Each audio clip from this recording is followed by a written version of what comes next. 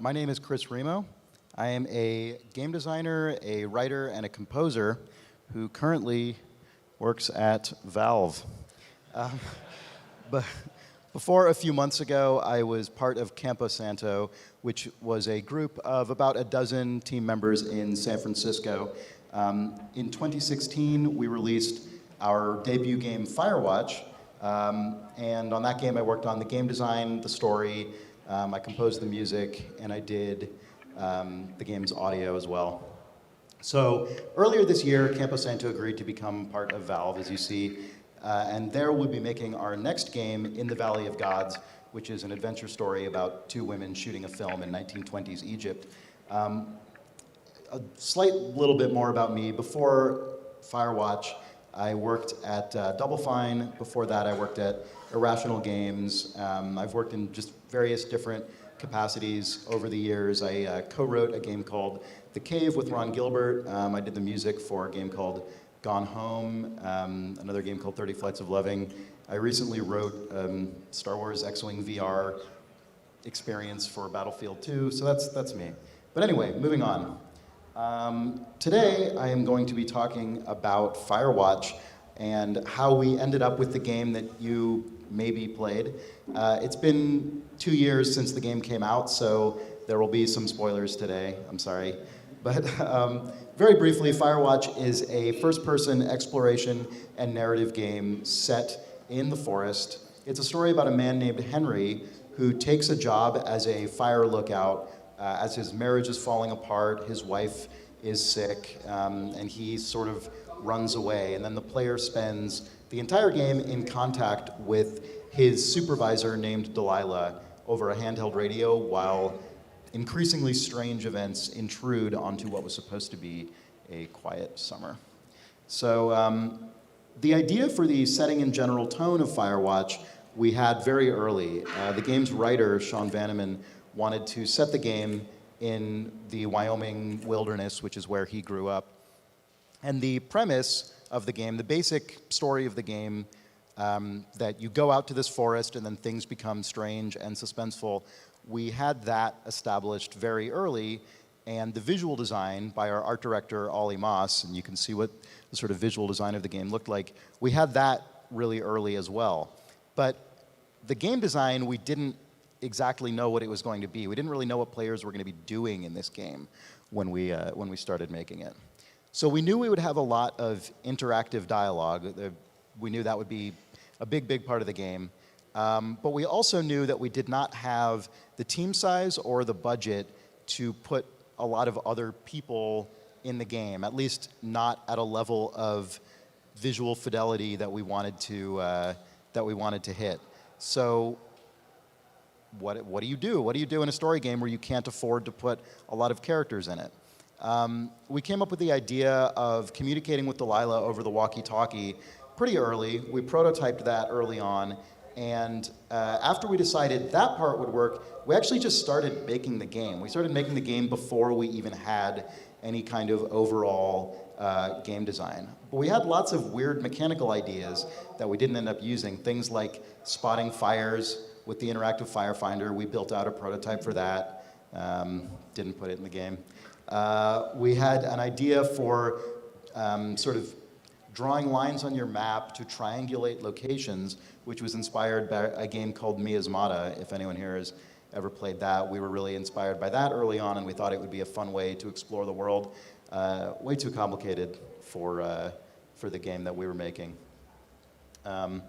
And ultimately, what we realized the game needed was nothing more than what the game's themes demand. We were sort of insecure early on about how much of a game our game needed to feel like. We thought we needed all these different mechanics and all these different systems in the game in order for players to want to play it. And I think it was really good to go through that exercise, but ultimately I think the most important thing that I learned making this game was that we shouldn't put more in it than what the game actually needs. So here's some sort of basic principles of the interactive dialogue in Firewatch. Oops, what am I doing wrong here? Nope, there we go. So there are three important principles to interactive dialogue in Firewatch. One, dialogue choices are mutually exclusive, which means that once you choose one option, the other dialogue options are gone forever. You can't sort of work through all of the trees until you see all of the content, like you can in a lot of adventure games or RPGs. Two, most dialogue responses are timed. You can't just sit around. Delilah won't wait forever until you say what you are going to say. If you don't respond, that is a response. And finally, maybe most importantly to the game design ultimately, every dialogue option is a choice the game can remember. The game never tells you this, but we as the designers are constantly tracking not only everything you're saying, but a lot of what you're actually doing in the game. We're always tracking that under the surface so that we can come back and use it later. And I'm going to be talking more about that going forward. The reason that these were so important to our game, or one of the reasons they're so important to our game, is you spend the entire game in communication with a single person. If that didn't feel very real and very convincing, the whole game wouldn't have worked at all. I don't think Firewatch would have been successful if dialogue felt like that sort of repeating loop that you go through, or if things you said didn't end up having an effect later. Those things I think were really important to sustaining a long relationship over the course of several hours with another character who you have to believe is a human being. There were a few other requirements beyond dialogue that we set for ourselves. One is that we wanted the game to be told entirely from the player's first-person perspective, no cutting away to cutscenes or long animated sequences. Two, the world should be totally interconnected. We didn't want different levels. We wanted one big environment. We really wanted to communicate the scale of this forest and the game's theme of sort of isolation and getting lost in the wilderness. We wanted the player to understand that because the environment was all connected. And then finally, we wanted the story to take place in the present, not the past. A lot of story-driven games have the player discover a story that happened before they got there. And our game has that as well, but we wanted the story from the past to directly connect to the story that is happening to the player right now while they're playing the game.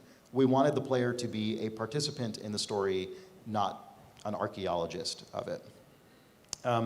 These principles, I think, have been used really well in games like Half-Life and BioShock, games like that. But one thing those games have in common that we do not have is that those games use combat to sort of fill up the space and time and give the player something to do while they're getting between the story beats. We did not want to do that in our game, so what do we do instead? That's what we had to figure out. So since the game was primarily story-driven, we actually decided to just design the story structure of the game before we solved that other big challenge. Our writer, Sean, made a prototype of the opening story in Twine, which is a very simple interactive fiction game-making tool that anyone can download. And when he made this, it was actually just so that all of us on the team could all get on the same page about the game's main character, Henry, and his story. It wasn't intended to be part of the game originally. And it was really useful for us to all sort of play through the Twine and understand who Henry was, and it kind of put us all on the same page. But we didn't know how we were actually going to communicate that information to the player. So this is a common problem in story-based games. How is the player supposed to know who their character is? In real life, you don't need anyone to tell you the experiences you've had. You just know them. But a player of a game doesn't necessarily know what happened to their character.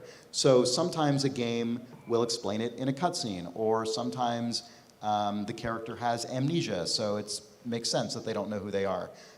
Sometimes you find these things out by piecing together clues from the game. You sort of learn about your character from the world. But at a certain point we said, well, you know what? Why don't we just let the player play through their character's backstory through that Twine we designed?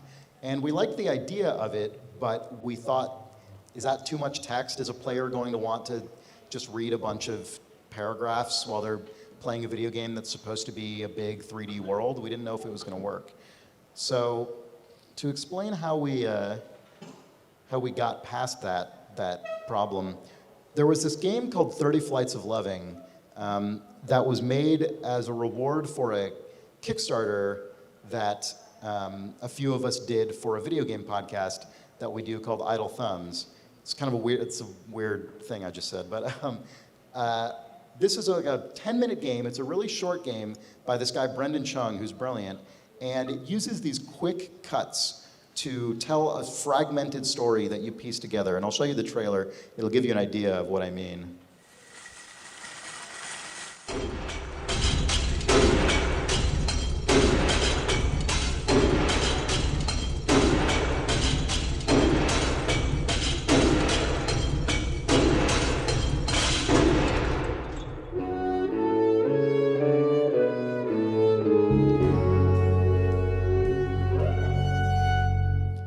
So that's a trailer, but the real game is kind of like that. The actual game has these really quick cuts, not quite as fast as that, but pretty fast. And we thought, wow, that's a really interesting way to tell a story in a game, and people don't usually do that. You see that kind of thing in movies, but not games very often. And we thought, maybe that could actually solve this problem for us in the prologue. Maybe we can cut back and forth between the text and other gameplay sections. And it ended up being it made a lot of sense, because when you start the game, you're playing through, you're learning about Henry's backstory, but you're also hiking up to the fire tower, and this actually mirrors the experience Henry himself is having, because as he is making that hike up to the fire tower, he himself is also thinking back to the experiences he's had in his life that brought him to this point. So it actually became a really elegant way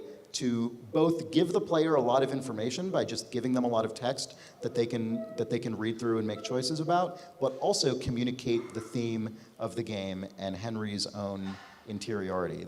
We were very pleased about that. And we didn't tell anyone this before the game came out, so when there were no previews, no press about this section, so it also ended up being kind of a marketing advantage, because when the game came out and people streamed it on Twitch and all this was a total surprise, and people had no idea what they were getting into. So that was a side benefit.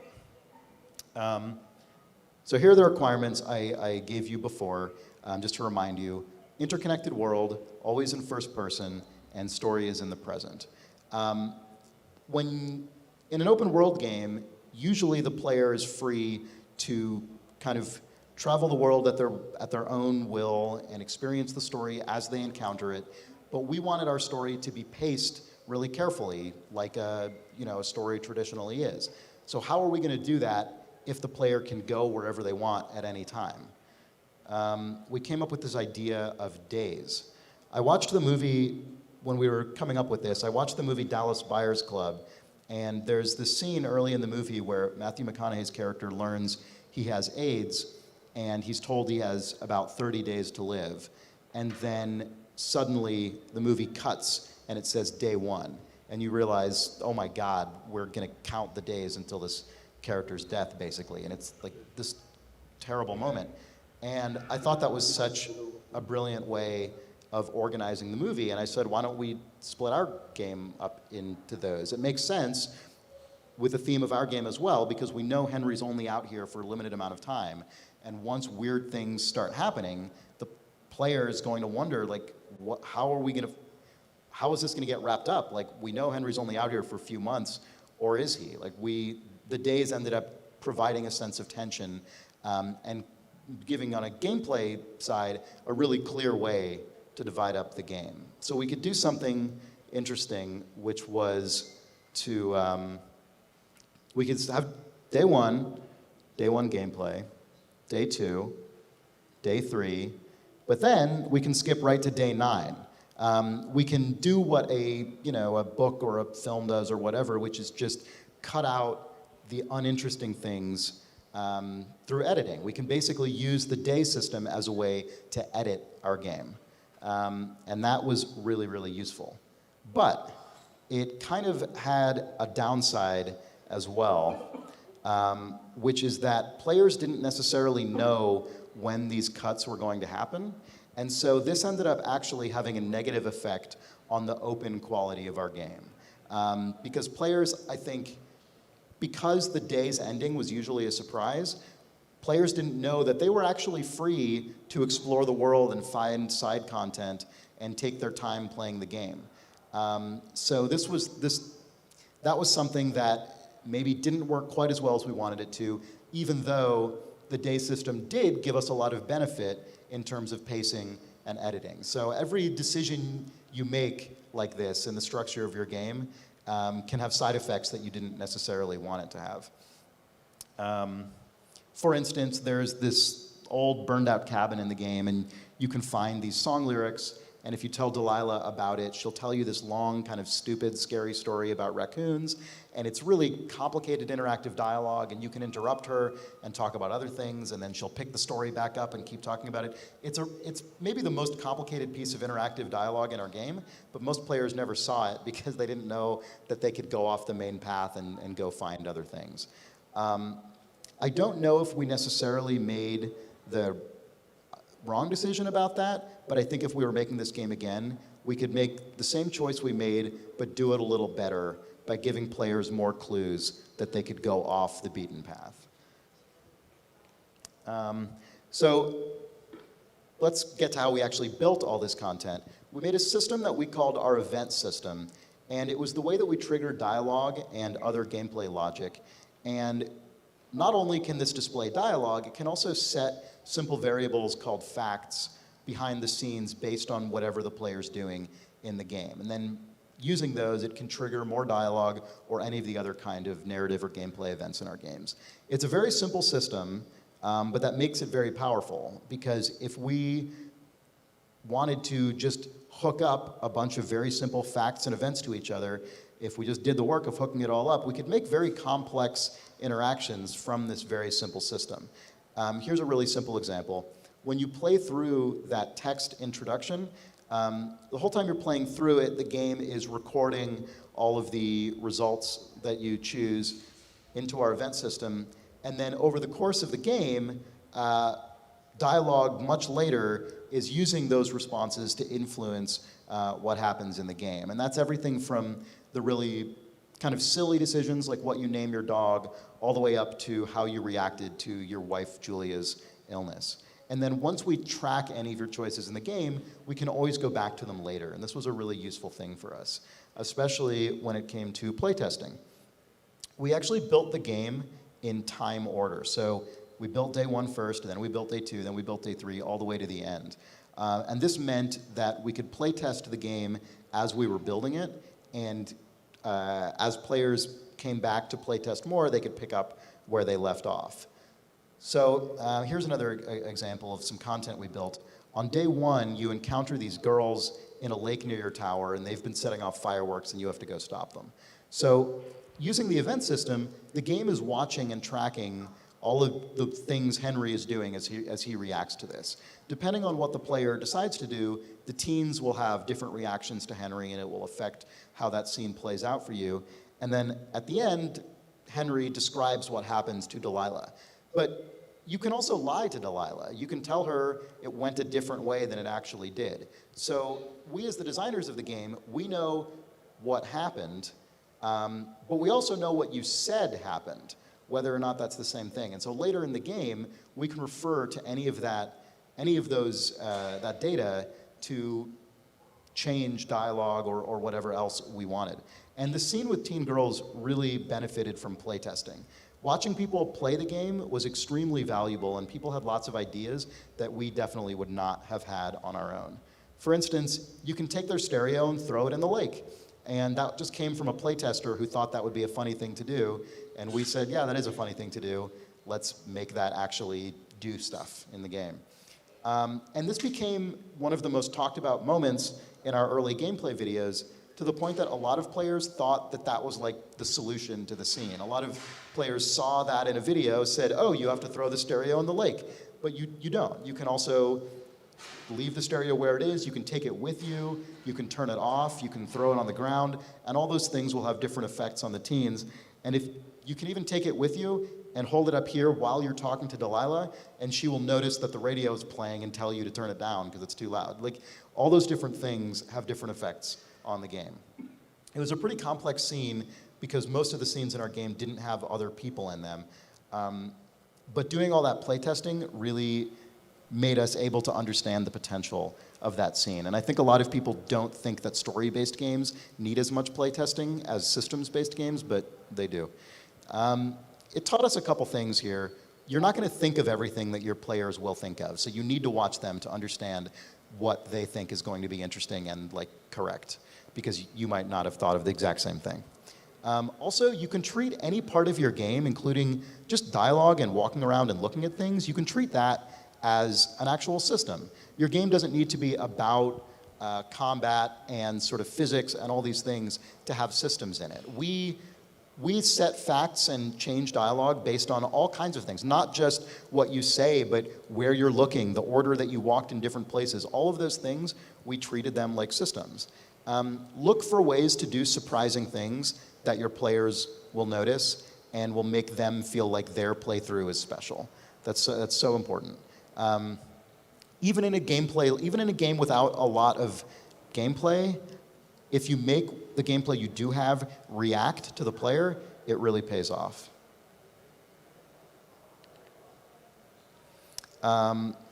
So we found that dialogue was the cheapest way to pay this off, because dialogue, at least in our game, because your other character was over a radio, it was a very cost-effective way to put in lots of this reactivity. If we thought of a funny thing to do based on like some action the player took, we could pay it off really easily by just having the voice actor who played Delilah, Sissy Jones, we could just have her record a few extra lines. And if we bundled those all into one extra voice session, it was a very small budget impact on the game, but it paid off really big because the player who sees that special thing happen after they try something weird, it really, really hits them big because they wouldn't expect the game to actually react to what they did, and it didn't cost us very much to put that in the game. Dialogue is much cheaper than like lots of animation and lots of new art assets and all that, and we really, really leaned on that a lot. So keep a lookout for surprises in your game. Always be looking for ways to take advantage of whatever system your game has to surprise players and do something new. Here's a funny example. On day 33 in our game, Delilah tells Henry to go pick up some food from a supply box and don't take more than he needs. Only take, his box that says Henry on it, don't take the rest. And as the player, you can just use the game's normal pickup system to pick up however much of the food you want, either your own food or someone else's food. You can throw it over the cliff if you want. You can do whatever you want. And if you only take your own food, the game just continues. But if you take more food than you're supposed to, the game actually inserts a whole nother day into the game, which is day 34, which is just this short little day, and the whole day consists of Delilah just like getting mad at you for being greedy and taking all this extra food. So it's this whole extra little thing that only exists for players who tried this other action. And it was really cheap for us to implement because the game all takes place in one big environment, so we didn't need to make any new art assets. All we had to do is record some extra dialogue and put in some extra gameplay scripting, and then for the players who find that, it feels like this amazing thing that happened. So when a playthrough feels like it belongs to you, it's a great feeling. And once we realized the power of this, we realized that it was more effective and cost-effective for us than a sort of traditional RPG kind of branching endings or branching story. In Firewatch, we never give the player this like A and B choice. We never say, here's the good choice, here's the bad choice. We just treat everything as a potential choice. We just always are looking at what the player's doing and deciding if there are ways we can make that action have a consequence later. There are definitely players who wished that they could get a different ending. There are definitely players who wanted that. But for the story we were telling, we thought there was one best ending that actually reflected these characters. It might not be the happiest ending, but it was the one that we thought was most true to the characters, and we didn't think there was an honest way to make that ending branch. And that's how it is in life, right? You can't always change the big things that happen to you. So our systems were hiding under the surface. It's not a big systems-heavy game, obviously, but we put a lot under there. A lot of players, I think, don't realize how much game there is sort of underneath our game. But if they had an experience that felt like it was theirs, it still worked for them. And so, really, all of this factored into our ultimate goal, which was to tell a convincing story about real adults who live in the real world, or something pretty close to it. And even, the events of the game, the story that happens in Firewatch is kind of weird, but it's not supernatural or impossible. It's not a science fiction story or a fantasy story. And, most of the time, the really big events in your life are actually out of your control. That has certainly been true for me. I've definitely had things in my life that I had absolutely no control over and could not have stopped from happening, even if I would have wanted to. But you can react to these things in different ways, and that's the control that most of us have, and that's where most of the choices happen in this game as well.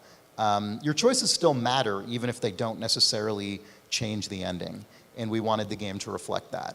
And when we started making the game from a design standpoint, we had, like I said, we had all these different mechanical ideas for how to make it interesting, with the sort of mapping things out, or complex environment traversal, doing the firefinding, all that kind of thing.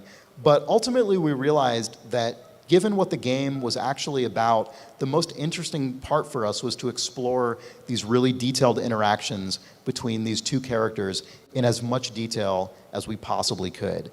And from that came our real core gameplay, which was trying to respond to the player's choices as fully and as interestingly and frequently as we possibly could, especially as they relate to that core relationship between the two characters.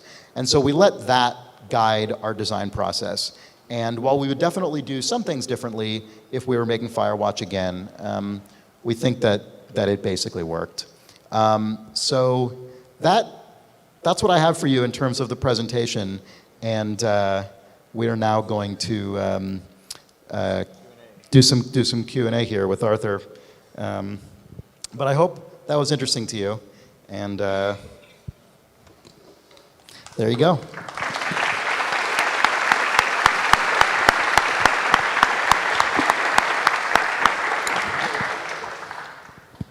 Awesome. Thank you so much, Chris. Yeah, thank you. So guys, Chris was talking about Firewatch. Why am I here? I'm Arthur Protasio, and also a narrative designer.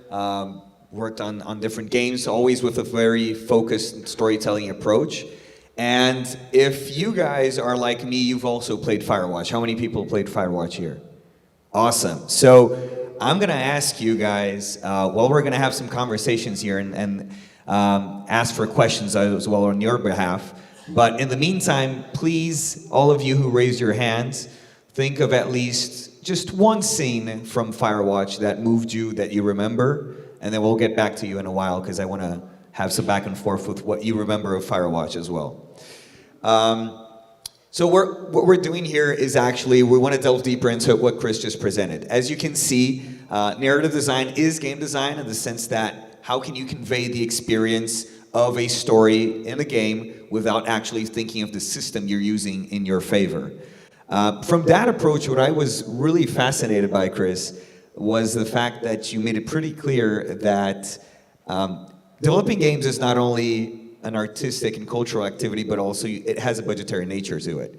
So using dialogue as this narrative technique to be able to tell the story you wanted to tell, but still be able to keep things cost effective, that was really smart. And I keep thinking about one specific question which is connected to Delilah actually.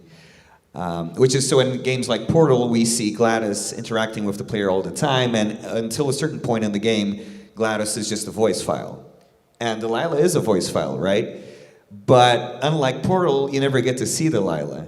And from a narrative point, could you tell us a bit more about that? Why do you never get to see Delilah? Or what was it always the intention to never reveal her? How does that tie into the more personal aspect of the game?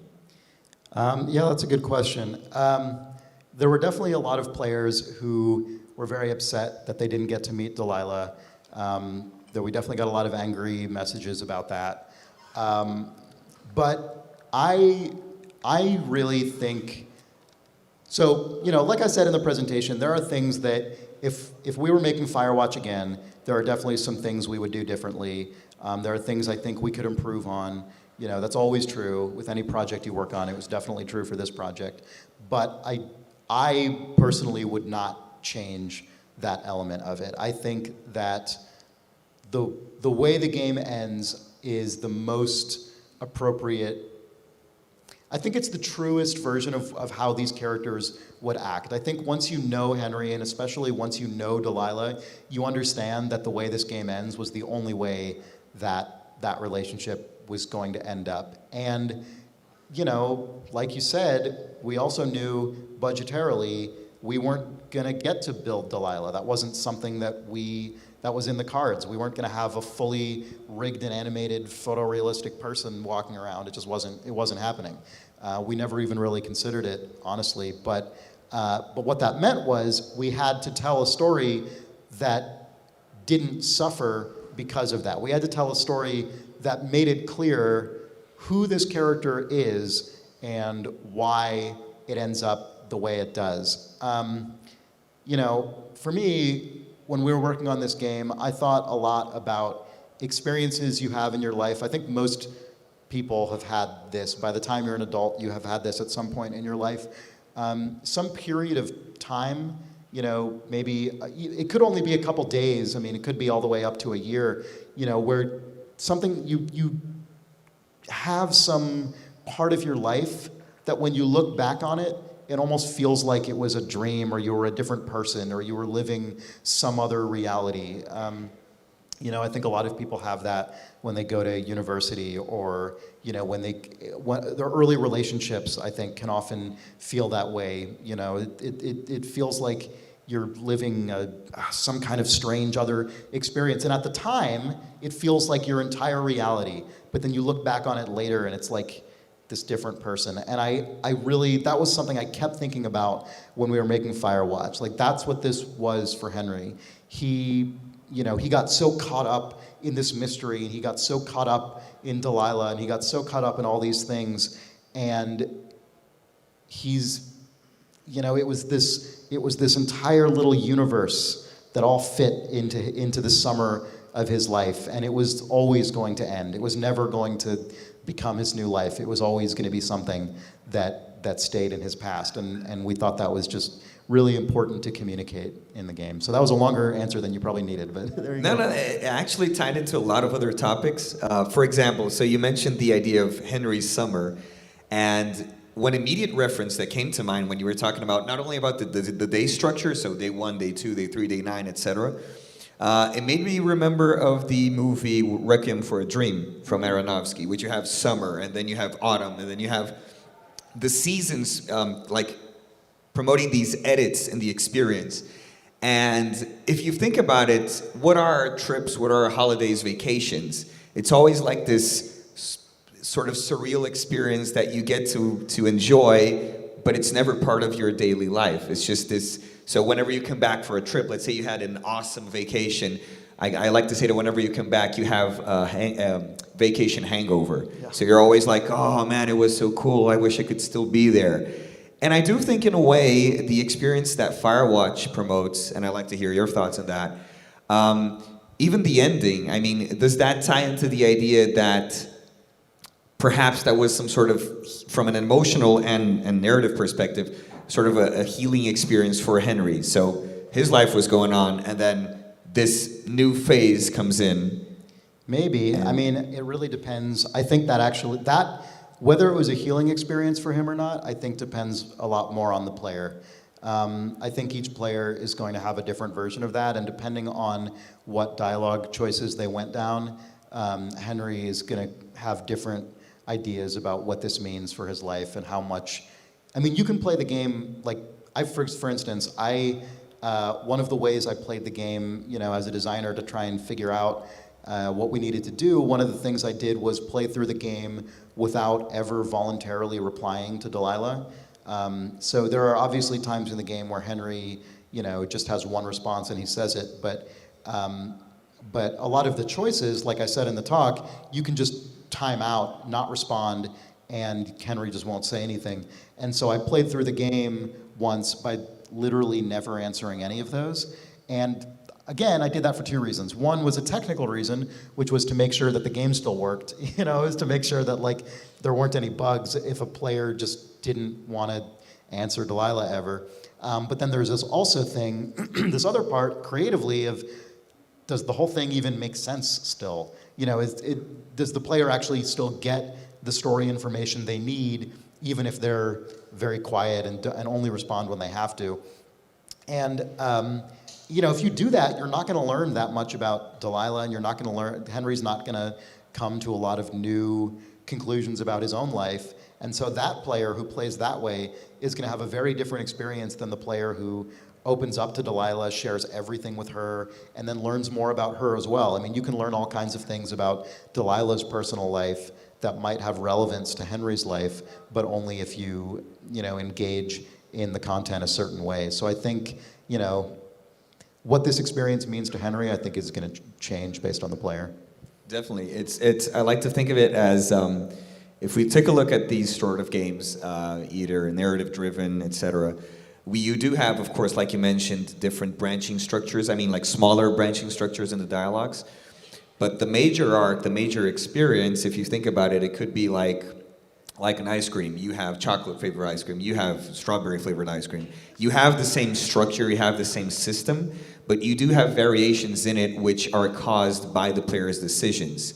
But the ending is the same, for example. However, the way you react to the ending is based on your decisions. And then what's interesting is we're talking about this experience, but at the end of the day, we are talking about a sort of game, which is a narrative-driven game, which could be in some ways compared to a walking simulator. And then the question that begs to be asked is, we've seen a lot of games like Dear Esther back in the day. We've seen a lot of examples that are either successful or not, and Firewatch was a successful example. So the question is, how do you see this genre playing out in the game industry? I mean, is this something of a niche product or not? Or do you think the fact that it was a walking simulator was just basically the structure that you used as a starting ground, and then from that on you built upon it? We didn't really decide to be or not be a walking simulator. There were definitely people who put the game in that category, and that's fine. Doesn't bother us. I've worked on Gone Home and 30 Flights of Loving, both of which are also probably in the sort of walking simulator category, so I have no problem with that. But we did, so when I was putting those bullet points up about some of our principles, one of them was the game's story should take place in the present, not in the past. That was actually a choice. We made that choice for a lot of reasons, but one of the reasons was because we didn't want to have that sort of vibe that a lot of walking simulators have, where all of the story has already happened before you even got there, and you're just figuring out what it was. And there's nothing wrong with that structure at all, by the way. Like, that's a very powerful structure. But we really wanted to try and go a different way. We wanted Henry to be in the middle of a story that was happening to him. This is a spoiler, but like, Henry gets punched out in the game. Henry sees these people, like a guy walking around. Henry like infiltrates this weird place and finds things he thinks is evidence, and we wanted him to be right in the middle of this thing that was happening. So I don't know that necessarily matters to, if you're the kind of person who just doesn't like walking simulators and just thinks they're sort of not games or whatever, you probably still won't think Firewatch is a game, and that's fine.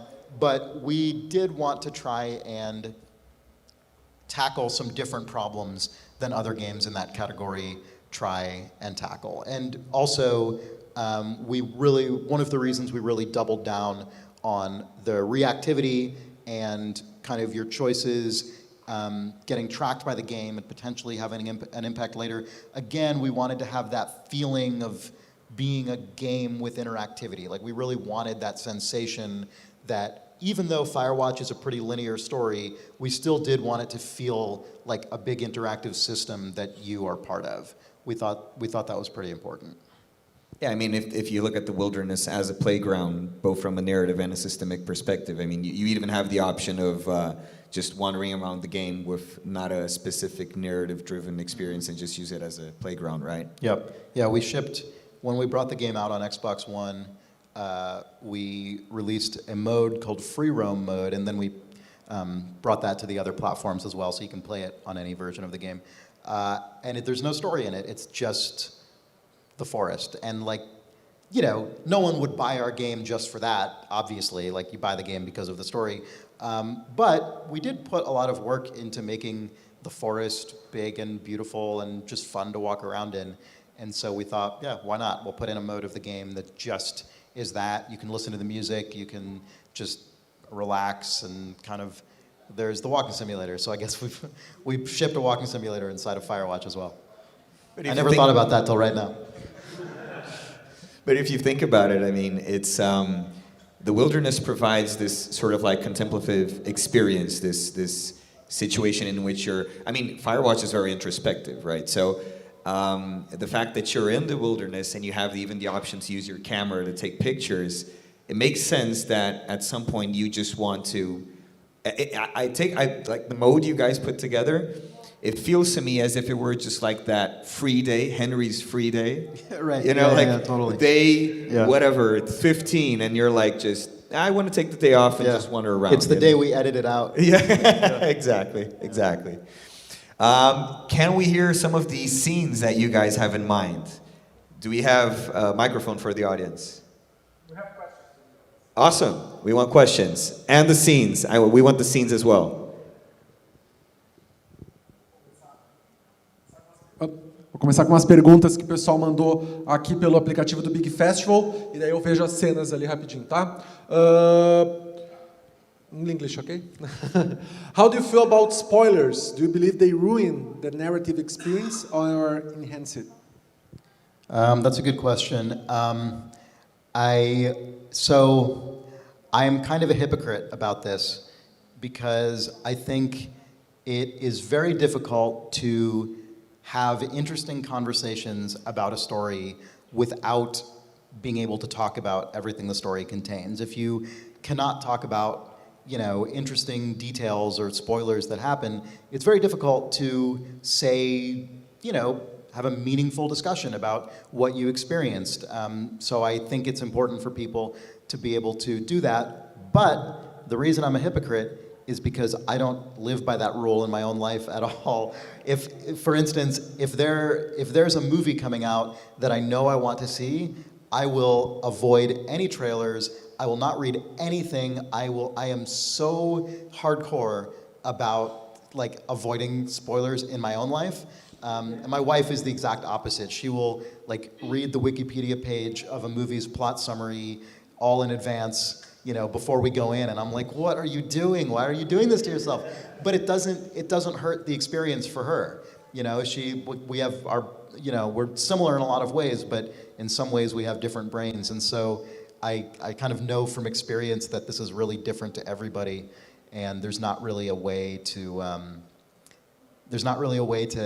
have one answer. But I will say that as a game developer, if there is something in your game that you do actually think would damage the experience or take away some of your ability to kind of market or sell your game before it comes out, just don't tell anyone. Like we didn't, you know, then there can't be spoiled, at least until the game comes out.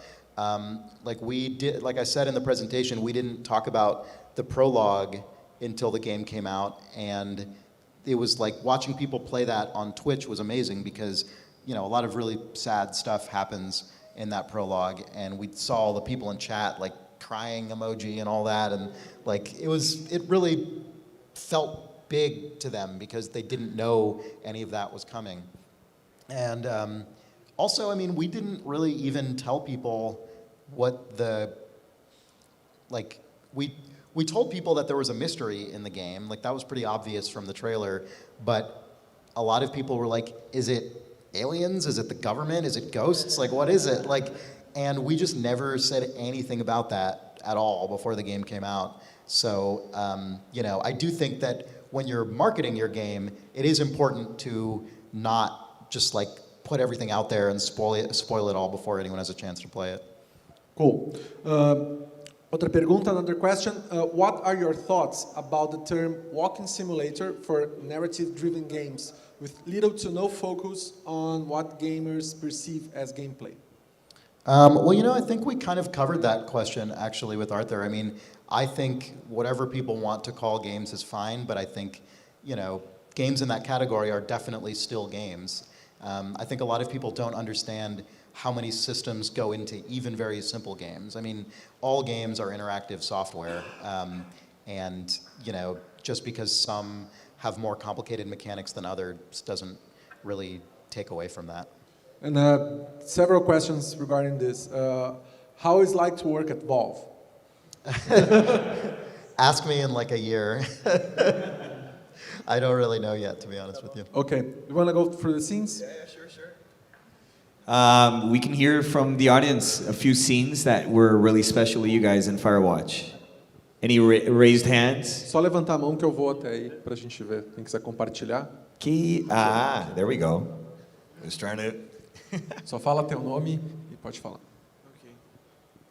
I'm called Vitor Malcher, and a scene that really catch me, I guess, in the game was really close to the end, that I realized that nothing of that mystery, I'm going to spoil it a bit, I guess. So nothing of the mystery was like actually real, and I don't know, I kind of related to the main character in a way that like reality isn't always as you're expected to be, and your real life is going to hit you anyway, and your problems are going to come back. And in that moment, I really felt like it was a real story, it was a real character, and I don't know, it just messed with me in a way that any other game has, like in the best, and I think it's great. Thank you so much. That means a lot. Definitely a lot of people did not like that part of it, so so it's always nice to hear from the people who did. Yeah, I mean, I think you're exactly correct. I think your analysis is right on. I think it's really easy as humans to want to see patterns and stories in everything, and that's a good instinct we have. We're a storytelling species, but not everything in your life always works that way, and it's important to have stories that communicate that part of life as well, I think.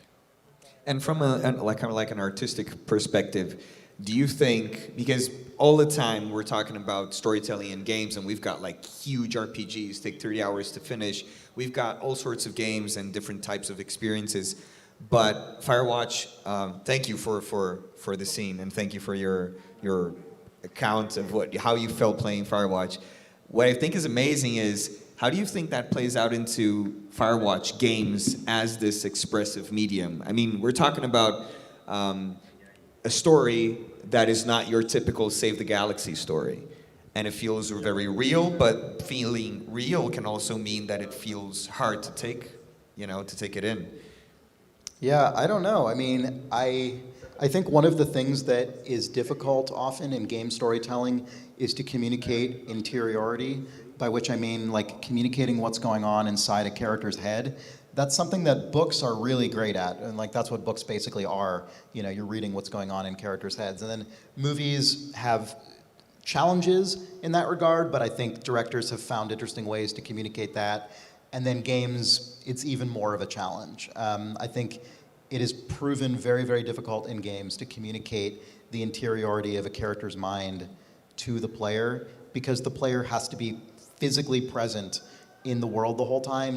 It's really hard to sort of escape into something that just conveys the mental state of a character. So that's something we tried to do in the prologue to the game, and hopefully over the course of the game we gave the player enough of what was going on in Henry's brain that they were able to sort of fill in those gaps. Actually, that was something we tried to do with the dialogue system. So like when you have 3 choices of dialogue on the screen, one of the ways I thought about that and like Sean, the writer of the game, one of the ways we talked about it, was like all of those are the things that are actually going through Henry's mind right now, which sounds obvious, but different games do this differently. So if you play Mass Effect or something, your choices are not both what's happening in that character's brain. Those choices are like you're actually defining a different character by making those choices. You're defining the sort of good character or the bad character, not good or bad, you know what I mean, the sort of aggressive character or the peaceful character or whatever.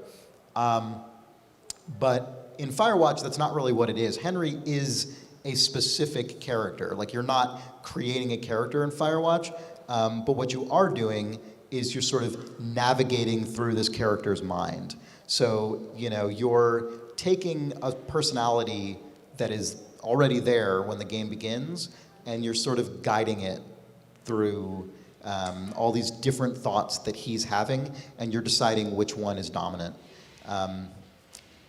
That was actually something that I remember. So we were inspired in some ways by like the adventure games, the LucasArts adventure games of the early 1990s, and I worked with both Ron Gilbert and Tim Schafer, who were really like major figures in those games, and I have so much respect for their work. And I remember I don't remember which of them it was, or maybe both of them, but they talked about that as well. That the player is kind of like the conscience of the character. So like the character is an actual person that's not you, but you're kind of like the little angel or devil on their shoulder, kind of like pushing them through these decisions. And that's kind of how we thought about, it's not exactly the same, but it's kind of how we thought about Firewatch as well. Awesome. Nosso tempo acabou. Our time is over. Sorry. Oh, no, okay. Gente, palmas para Chris, para tudo. Thank you for coming.